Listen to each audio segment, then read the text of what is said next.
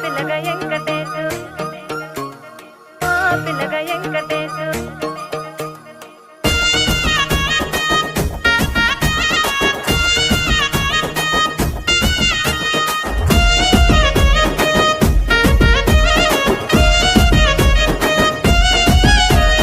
చిత్రాల మనసు నాది చిన్నగా పోతుంటావో చూడక పోతుంటావో ఇంట్లో చిన్నదాన్ని నేను చిత్రాల దాన్ని